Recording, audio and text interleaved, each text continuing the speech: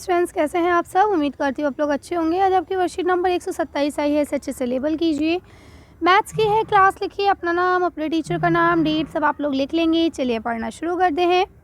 आज आपको चित्र पहले दी गई है। दिए गए चित्र को एक जैसा बनाने की कोशिश की गई थी, परंतु बनाते समय चित्र 2 में कुछ गलतियां हो गई हैं। आप किन्हीं 4 गलतियों को ढूंढकर अपने अध्यापक और अध्यापिका के साथ साझा कीजिए।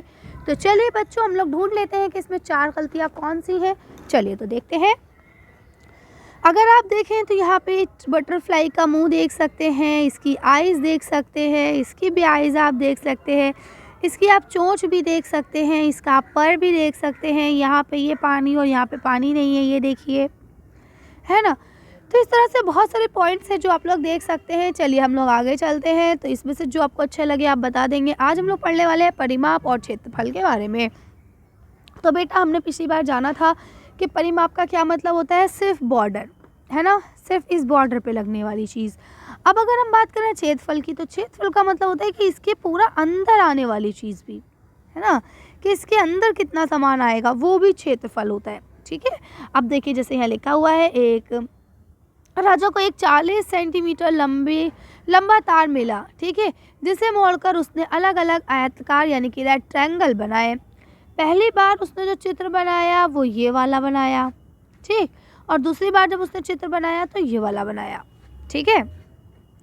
तो अब ज़रा बताइए, क्या अब राजा ने अपनी दोस्त रानी से कहा, क्या तुम भी इस प्रकार के आयत बना सकती हो, लेकिन तुम्हें मेरे आयत से अलग बनाना होगा। ठीक है। यानी अब उसी तार से राजा ने बनाया, ये वाला भी राजा ने बनाया, और उसने कहा रानी से कि अब तुम भी बनाओ, लेकिन मेरे आयत से अलग बनाना। रानी ने ये वाला बना दिया। ठीक है। रानी भी उस तार को मोड़कर आयत बनाने लगी, जिसने कि लगभग 3 वाला ये बनाया। ठीक। अब देखिए आगे क्या बोलते हैं। बोलते हैं, क्या आप राजा रानी द्वारा बनाए गए आयत का क्षेत्रफल निकाल सकते हैं। तो देखिए, क्षेत्रफल निकालने का क्या होता है, लंबाई, है ना, गुणा चौड़ाई। क्षेत्रफल हम कैसे निकालते हैं, लंबाई गुणा चौड़ाई। तो देखिए, चित्र 1 की अगर हम बात करें, यहीं से देख लेते हैं जल्दी जल्दी। देखिए, चित्र 1 में लंबाई कितनी है, 8, और चौड़ाई कितनी है, 12। ये देखिए, 8 × 12 72 हो गया। ठीक। अब ज़रा इसकी देखिए, इसकी लंबाई कितनी है, इसकी है 14, लिखिए 14, गुणा चौड़ाई कितनी है, 6, लिखिए 6। सेंटीमीटर है तो सेंटीमीटर लिख लीजिए।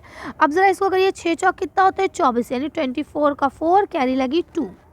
ठीक है। 6 कम 6 और 2 8, यानी ये कितना निकला, 84 निकला, है ना। आगे चलते हैं। अब देखिए आगे देखते हैं।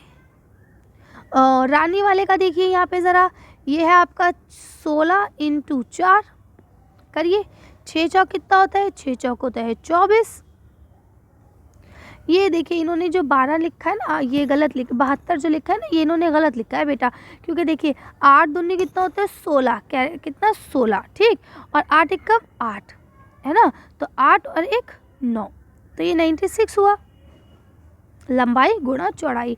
तो 8 दूनी 16, कैरी लगी 1, और ये हो जाएगा 8 × 8 और 1 9, 96 होना चाहिए, 72 लिख दिया है इन्होंने। ठीक है। तो आप लोग सही कर लीजिए। और यहाँ हम लोग ने भी बता दिया है कि इसको हमने करा, 14 को 6 से करा, 6 चौक 24 का 4, कैरी लगी 2, 6 कम 6 और 2 8, 84। और इसको करिए, ये देखिए, 6 चौक 24 का 4, कैरी लगी 2, 4 कम 4 और 2 6। ठीक है। तो सबके क्षेत्रफल अलग अलग आए। ठीक। अब देखिए, यहाँ लिखा हुआ है, आप भी इसी माप के धागे, ऊन या रस्सी आदि की सहायता से अलग अलग माप वाले आयतकार अपनी कॉपी में बनाकर चिपकाइए। तो आप क्या करेंगे, एक ही साइज़ के 2-4 धागे ले लेंगे, ठीक है, और उनके आकार अलग अलग करके बना लेंगे। ठीक। अब यहाँ लिखा है, क्या आप इस माप की तार से वर्ग बना सकते हैं। अगर आप वर्ग बना सकते हैं तो बनाइए। वर्ग की हर भुजा का माप क्या होगा, बताइए। तो देखिए बेटा, जब भी हम कोई वर्ग बनाते हैं तो आपको पता होना चाहिए, वर्ग की सारी जो भुजाएं हैं वो क्या होती है, बराबर होती है ना। तो हमें कैसे निकालना होगा, हम इसका पैरामीटर निकालते हैं। क्या निकालते हैं, पैरामीटर। ठीक है। तो पैरामीटर हम कैसे निकालते हैं, 8 + 8 + 12 + 12। अभी इसको जब हम जोड़ेंगे तो हमारा ये क्या निकलेगा, ये हमारा निकलेगा परिमाप। देखिए, 4 और 8 8 2 19 16, 16 और 4 कितने हो गए 20, कैरी लगी 2, 2 और 2 कितने हो गए 4, यानी इसका टोटल कितना निकला 40। ठीक है, तो 40 को आप भाग कर दीजिए क्योंकि दोनों का परिमाप तो सेम ही होगा ना। तो 40 है और इसकी कितनी भुजाएं होंगी 4, तो काट दीजिए, तो कितना निकला 10, यानी कि इसकी हर जो भुजा होगी उसकी माप क्या होगी 10 होगी। अब 10 के हिसाब से आप उसका क्षेत्रफल भी ज्ञात कर लीजिए। ठीक, क्षेत्रफल हम लोग कैसे ज्ञात करेंगे, तो क्षेत्रफल निकालने का जो फॉर्मूला होता है, अगर आपको कोई वर्ग दिया जाता है तो वर्ग का क्षेत्रफल हम कैसे निकालते हैं, साइड इंटू साइड। तो आप क्या करेंगे 10 इंटू 10, तो इसका कितना निकलेगा 100। ठीक है, तो कितना निकला 100। आई बात समझ में, दोबारा से बता देती हूँ। देखिए दोनों का परिमाप जो है वो क्या है, सेम है बेटा, है ना। तो इसका परिमाप कितना निकला था जल्दी से बताइए, इसका निकला था 40।